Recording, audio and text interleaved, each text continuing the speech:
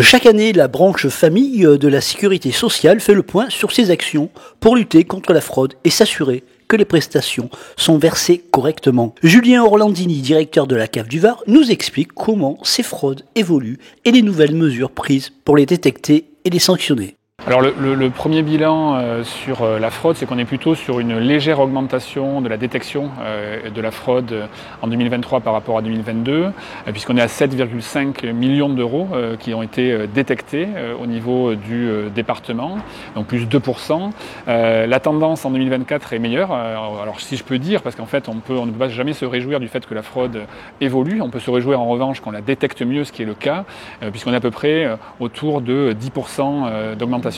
Alors on est sur des fraudes qui de plus en plus s'organisent, se sophistiquent. C'est d'ailleurs pour ça qu'on a la chance dans le Var d'avoir une cellule dédiée de 7 personnes dites de lutte contre les fraudes à enjeu, c'est-à-dire les fraudes sophistiquées, les fraudes qui de plus en plus se font dans le numérique. Ça c'est aussi nouveau, c'est un phénomène émergent et notre but avec ces contrôleurs c'est de les détecter le plus tôt possible, c'est d'être finalement dans la tête du fraudeur, c'est d'être plus sophistiqué qu'eux encore et donc d'intervenir très tôt pour éviter qu'on puisse du coup exploiter finalement l'argent public et donc il faut qu'on puisse sanctionner très tôt aussi, être très dur sur ces systèmes organisés. Beaucoup de fraudes sont liées à des sous-déclarations de ressources par rapport à la prime d'activité pour ne prendre que cet exemple. On a aussi des fraudes au logement par rapport à la taille du logement, par rapport aussi à des locations ou des sous-locations qui ne sont pas déclarées ou des collusions un peu avec le propriétaire.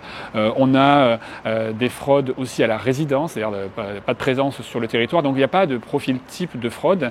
Et effectivement, il faut aussi être exigeant, il faut aussi sanctionner toutes ces fraudes-là. Simplement, on proportionne la sanction aussi à la nature de la fraude, c'est évident, à la nature du préjudice. Donc, en résumé, taper très fort sur les systèmes organisés, mais également aussi lutter avec une vraie exigence sur tous les types de fraude, y compris individuelles, parce que c'est une question d'équité, de consentement à la solidarité. Aujourd'hui, la fraude qu'on détecte, c'est 0,4% des montants que l'on verse. On verse 1,266 milliard d'euros dans le département. On détecte 7,5 millions d'euros, donc en proportion c'est faible, c'est déjà trop, mais c'est faible. Après, il faut qu'on détecte encore mieux. Après, c'est vrai qu'il en existe des fraudeurs, mais c'est minoritaire. Moi, le combat aussi qu'on doit mener, c'est corriger les erreurs. C'est-à-dire que par contre, ce qui est massif, c'est qu'il y a beaucoup d'erreurs de nos allocataires, parce que la réglementation, elle est complexe. Donc on arrive vers un grand changement qui s'appelle la solidarité à la source, c'est-à-dire qu'on va pouvoir faire en sorte d'assister nos publics.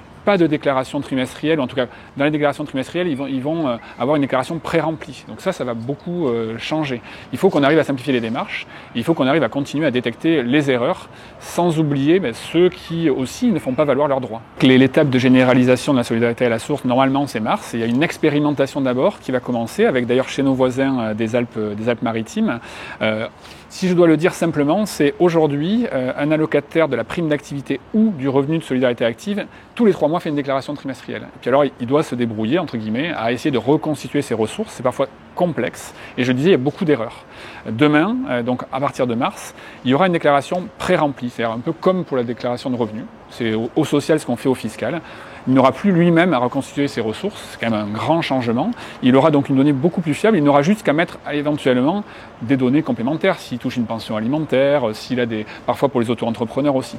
Donc c'est un changement majeur, on sort progressivement de la logique déclarative, on simplifie, et surtout je pense qu'on va limiter les erreurs. Et donc on limite les trop perçus parce que les allocataires le vivent mal et je les comprends en fait.